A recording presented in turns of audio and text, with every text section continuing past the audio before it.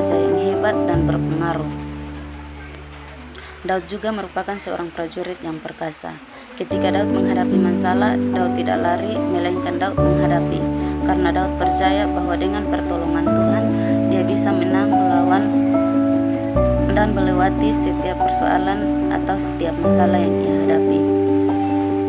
Nah, saudara-saudara, tahukah kita bahwa semakin banyak masalah yang bisa kita selesaikan dan semakin besar musuh yang bisa kita kalahkan, semakin kuat kita menghadapi persoalan. Banyak saudara-saudara kita yang mudah lemah, mudah menyerah ketika menghadapi masalah dan persoalan hidup yang mereka alami. Mari kita belajar dari Daud. Keadaan perlakuan orang terhadap dia, bahkan orang terdekatnya, orang tuanya sendiri, tidak membuat Daud lemah, tapi justru Daud bangkit dan menaruh kepercayaannya pada Tuhan. Saya mau katakan bahwa kita anak-anak muda, kita tidak bisa pilih siapa orang tua kita, kita tidak bisa mengendalikan bagaimana orang memperlakukan kita, kita tidak bisa pasang papan nama di dada kita dan berkata, jangan sakiti saya. Kita tidak bisa menghentikan badai yang menerpa hidup kita, tapi reaksi kita terhadap persoalan yang datang dalam hidup kita menentukan apa yang akan datang kemudian. Berserulah kepada Tuhan dan jangan kepada manusia. Setiap kali kita menghadapi masalah dan dalam hidup kita, pergumulan hidup kita, ingatlah nomor satu kan Tuhan. Datanglah kepada Tuhan, berserulah kepada Tuhan. Jangan cari manusia, jangan jadi manusia yang fanatik, yang datang kepada konseling. Jangan mencari tempat pelarian atau tempat curhat yang belum tentu mengerti dan tidak peduli sama hidup kita. Belum tentu mereka bisa dipercaya dan bisa memberikan nasihat yang terbaik. Nah, teman-teman sekalian, menurut 1 Korintus 2 ayat 5 mengatakan bahwa supaya iman kamu jangan bergantung pada hikmat manusia tetapi pada kekuatan Allah. Teman-teman, berserulah kepada Tuhan, bukan kepada manusia. Ketika kita menghadapi badai dalam hidup ini, belajarlah mengandalkan Tuhan, sumber hikmat kita.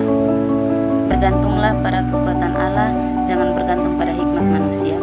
Saya percaya bahwa hikmat dari Tuhan akan diberikan kepada kita saat kita meminta pertolongannya.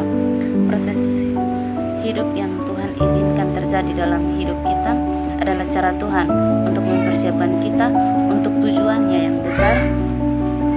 Saya bersyukur Tuhan itu sudah mempersiapkan hidup kita jauh sebelum menghadapkan rencananya hari ini. Proses hidup itu Tuhan izinkan terjadi untuk mengantar kita kepada rencana Tuhan yang sempurna. Saya mau cerita sedikit tentang hidup saya, bahwa saya dari kecil sudah terbiasa membiasakan diri tidak bergantung kepada orang tua, dan bagaimana saya menghadapi begitu banyak kesulitan dalam hidup saya dan banyak sekali hal-hal yang mengecewakan. Tetapi dari situ, justru di saat-saat itulah saya mengalami Tuhan dengan luar biasa, dan saya mengerti apa yang dialami Daud ketika dia tidak bisa mengandalkan siapapun, ketika yang diharapkan untuk bisa membantu dia, bisa menolong dia, tidak ada untuk dia pada saat itu. Apa yang bisa kita andalkan selain Tuhan? Mungkin masalah hidup saya berbeda dengan masalah hidup saudara-saudara, tetapi kita sama-sama akan tiba di satu titik di mana pada akhirnya kita menyadari tidak ada yang bisa kita andalkan selain Tuhan. Tidak ada yang lebih mengasihi kita lebih dari kasih Tuhan.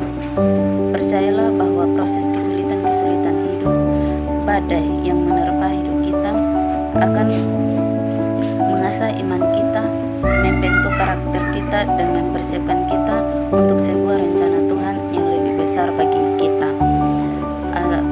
Apa yang sedang kita alami sekarang ini, percayalah Tuhan punya jawaban tersendiri untuk semua yang sedang terjadi. Demikianlah renungan singkat untuk kita pada kesempatan ini. Kiranya Tuhan Yesus Kristus selalu memberkati kita dari sekarang hingga sampai dengan selama-lamanya.